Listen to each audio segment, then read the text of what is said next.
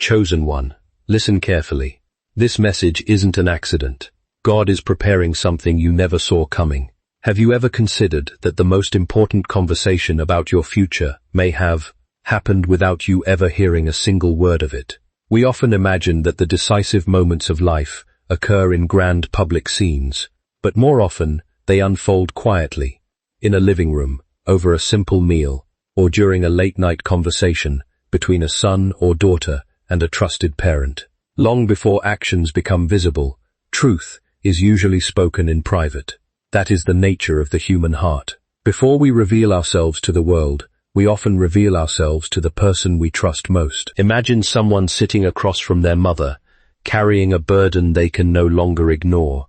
They have tried to convince themselves that what they feel is temporary, that time will erase it, that distance will make it disappear. Yet every attempt to move on only brings them back to the same realization. There is one person they cannot stop thinking about, one connection that refuses to fade. Eventually, the weight becomes too great to carry alone, and they finally speak the truth aloud. Now, whether this exact conversation happened in your own story is something none of us can claim to know. But the pattern itself is deeply human. When people face emotions that could change the direction of their lives, they often seek wisdom from those who have walked further than they have. A parent is frequently the first witness to the fears we are too proud to admit elsewhere. What makes such a confession so significant is not merely the words themselves, but the courage required to say them. Pride has a remarkable ability to silence the truth. We live in a culture that rewards certainty, confidence, and control. Yet love has a way of exposing every weakness we try to hide. Genuine affection strips away the illusion that we are entirely self-sufficient. It forces us to acknowledge that another person's presence has somehow become woven into our own understanding of peace. C.S. Lewis often reminded readers that love is never entirely safe, because it requires vulnerability. To love anyone is to risk disappointment, misunderstanding, even heartbreak. Yet the greater danger is refusing to love at all. A guarded heart may avoid pain, but it also misses transformation. The soul grows not by avoiding vulnerability, but by learning to carry it wisely. There is another layer to this that deserves our attention. Human beings have an extraordinary tendency to mistake silence for absence. When someone says nothing, we assume nothing is happening. Yet psychology suggests otherwise. Some of the most intense emotional struggles happen beneath a calm exterior. People rehearse conversations they never have. They wrestle with decisions they never announce. They carry questions for months that no one around them ever suspects. This is why appearances can be deceptive. A quiet person may be fighting the loudest internal battle. Someone who seems distant may actually be protecting feelings they do not yet know how to express. Wisdom requires us to recognize that what is invisible is not necessarily unreal. Spiritually, this truth carries even greater weight. Throughout Scripture, some of God's greatest work happened long before anyone else recognized it. Seeds develop beneath the soil before breaking through the surface. David was anointed before he became king. Joseph dreamed long before he ruled Egypt. Preparation often remains hidden while purpose quietly matures. Perhaps the deepest lesson here is not about another person's feelings at all. It is about our own readiness to trust that meaningful things are often taking shape beyond our immediate sight. We are impatient creatures. We crave visible evidence. We want immediate answers. Yet God's work frequently unfolds in silence, inviting faith before certainty. This does not mean we should build our lives on assumptions or convince ourselves that every hope reflects divine intention. Wisdom asks us to remain grounded in truth rather than speculation. Healthy relationships require honest communication, mutual respect, and genuine actions, not merely imagined conversations. But it is equally true that not every meaningful process is immediately visible. Sometimes what matters most begins quietly, hidden from public view, until the proper moment arrives. So instead of becoming consumed by what you cannot see, become the kind of person who is prepared when truth finally appears. Let patience shape your character. Let humility soften your heart. Let faith replace fear, because when the moment of revelation finally comes, it will matter far less whether someone remembered your name than whether you became the person God intended you to be while you were waiting. Remember this: the conversations you cannot hear are never as important as the character you are building while you wait. That is where every lasting story truly begins. Now, if such deep emotions existed, the obvious question becomes this: why would someone remain silent? Why would a person who genuinely cares choose distance instead of honesty? At first glance, silence appears cruel. We naturally interpret it as rejection, indifference, or even the absence of love. Yet the human heart is far more complicated than our first impressions allow. Very often, silence is not the opposite of love. It is the evidence of an inner conflict that has not yet found the courage to speak. One of the greatest mistakes we make is assuming that people always act according to what they feel. Psychology tells us otherwise. Human beings frequently act according to what they fear. Fear has an extraordinary ability to disguise itself as logic. It whispers that waiting is wiser than risking rejection. It convinces us that protecting ourselves is more important than revealing ourselves. Before long, what began as caution slowly becomes distance, and distance eventually creates misunderstanding. C.S. Lewis understood that fear is rarely content with remaining small. If left unchallenged, it quietly shapes the entire personality. It teaches us to construct emotional walls, convincing us they are signs of wisdom, when, in reality, they are often monuments to our insecurity. We become experts at hiding the very truths that could set us free. Imagine someone who has already experienced betrayal, disappointment, or abandonment. Such experiences leave marks upon the soul that cannot always be seen. The next time love appears, they do not simply meet another person. They meet every memory that had taught them love could end in pain. Their hesitation is not always about you. Often, it is about wounds that existed long before your paths ever crossed. This is why emotional maturity requires compassion before judgment. We rarely know the hidden battles another person is fighting. Someone may appear cold, while privately longing for connection. Another may seem uninterested, while spending countless nights questioning whether they are worthy of being loved at all. Outward behavior is not always a reliable measure of inward reality. There is also the matter of timing. We live in a culture that celebrates immediate results. We expect answers instantly, relationships quickly, and certainty without delay. Yet the deepest transformations rarely obey our schedules. Growth demands seasons. Character cannot be rushed. Even trust develops one honest decision at a time. Scripture repeatedly reminds us that God's timing often differs from human expectation. Abraham waited, Joseph waited, David waited. None of those seasons were meaningless. The waiting itself became part of their preparation. It refined qualities that immediate success could never have produced. Patience is not merely the ability to endure delay. It is the willingness to let God shape us during it. This principle applies equally to relationships. Sometimes two people may genuinely care for one another, while still needing separate seasons of growth. One may need healing from past disappointment. Another may need greater humility, wisdom, or spiritual maturity. If brought together too soon, what could have flourished later might collapse under the weight of unfinished character. That does not mean every delayed relationship is destined to succeed. Such assumptions can easily lead us into false hope. Wisdom always invites us to remain anchored in reality. Genuine relationships are built through mutual honesty, respect, and intentional action, not simply through private feelings or imagined possibilities. Love cannot thrive indefinitely in silence. Eventually, truth must become visible through choices. Perhaps this is where many people struggle most. We become so focused on understanding another person's silence that we neglect our own growth. We spend endless hours interpreting signs while ignoring the work God is quietly doing within us. Yet spiritual maturity begins when our attention shifts from controlling outcomes to cultivating character. Instead of asking, "Why haven't they spoken?" perhaps the better question is, "Who am I becoming while I wait?" That question transforms waiting from passive frustration into active preparation.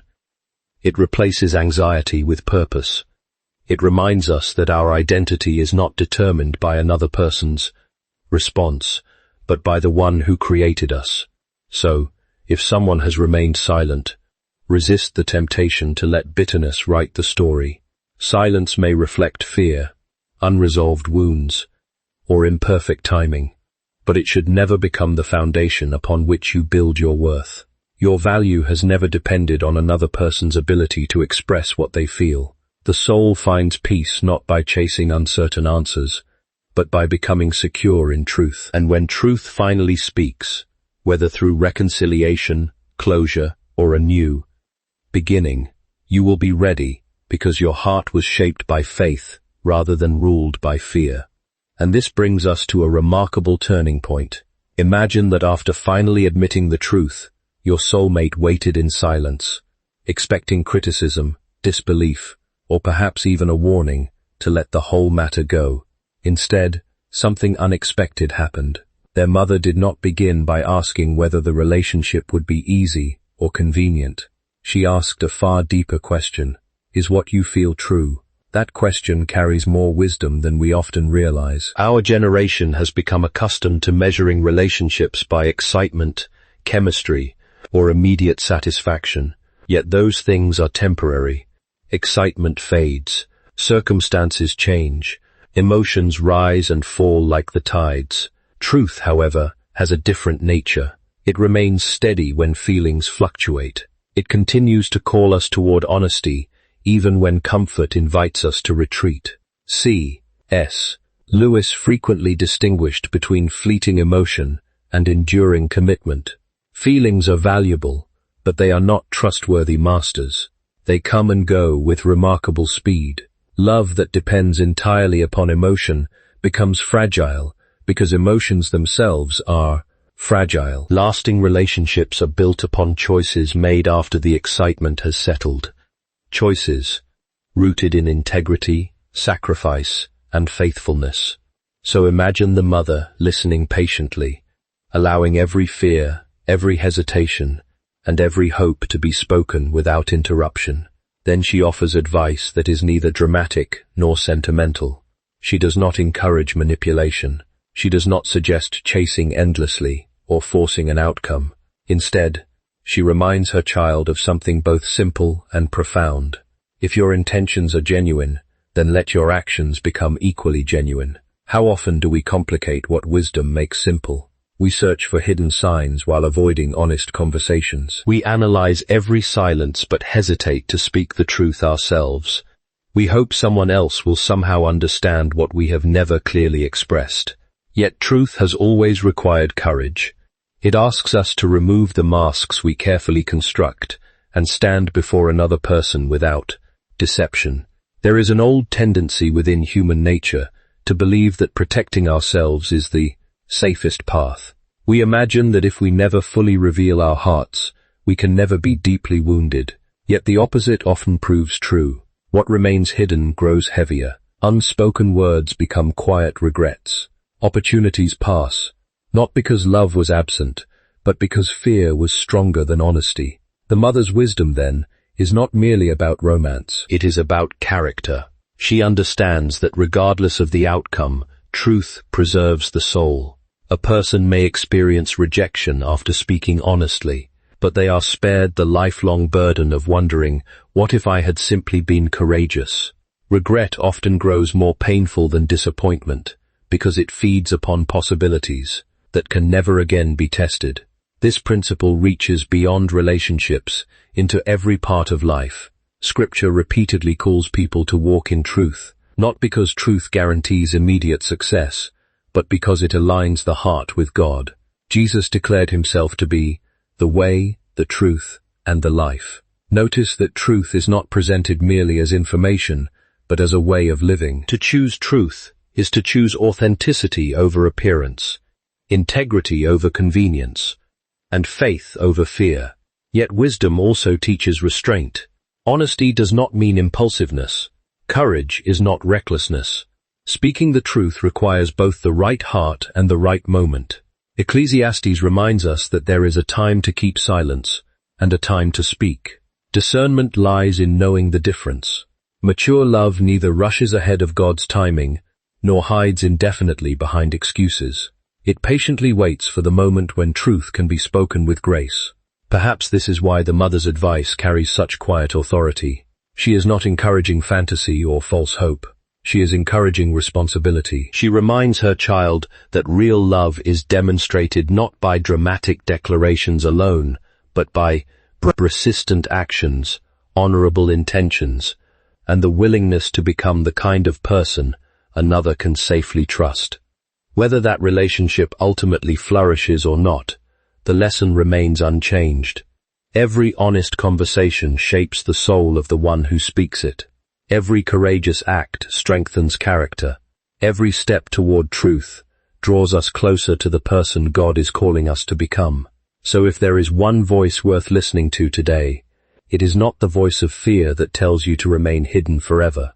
It is the quiet voice of wisdom that says, live truthfully, love honorably, and trust God with what follows. For in the end, the greatest victory is not simply finding the right person, it is becoming the strategist. We a right person before they ever arrive. Now consider something even deeper. What if that private conversation was never merely about two people? What if it was one small thread, woven into a far greater design, one that neither person could fully understand at the time? This is where we move beyond psychology and enter the mystery of God's providence. Human conversations may appear ordinary, but God has a remarkable way of using ordinary moments to accomplish extraordinary purposes. We often imagine that God's guidance arrives through dramatic miracles or unmistakable signs, yet Scripture repeatedly reveals something quieter. God frequently works beneath the surface, arranging circumstances long before anyone recognizes his hand. By the time we finally understand what he has been doing, we discover that he had been preparing the path all along. C.S. Lewis suggested that God is always at work, shaping the soul, even when his activity seems hidden. Silence, therefore, should never be confused with absence. A teacher may remain silent during an examination, not because he has abandoned the student, but because the student must now grow through what has already been learned. Likewise, there are seasons when God seems quiet, not because he has withdrawn his care, but because he is cultivating faith that does not depend upon constant reassurance. This is difficult for us because we naturally prefer certainty. We want immediate explanations. We ask, why has this not happened yet? Why hasn't the answer come? Why does everything seem delayed? Yet those questions often reveal more about our impatience than about God's timing. We measure life by calendars. God measures it by character. Think about the way a tree grows. No one stands beside it, expecting visible change every hour. Day after day it appears unchanged. Yet beneath the ground its roots are extending deeper into the soil. Those unseen roots determine whether it will survive future storms. Without them, rapid growth above the surface would become a liability rather than a blessing. The same principle applies to the human soul. God is often doing his deepest work where no one else can see it. He develops humility before influence. He teaches dependence before responsibility. He strengthens integrity before blessing. What feels like delay may actually be preparation. What appears to be stillness may conceal profound spiritual movement. This does not mean that every delay guarantees the outcome we hope for. Faith is not the belief that God will fulfill every personal expectation. Faith is the confidence that whatever God accomplishes will ultimately be wiser than anything we could arrange for ourselves.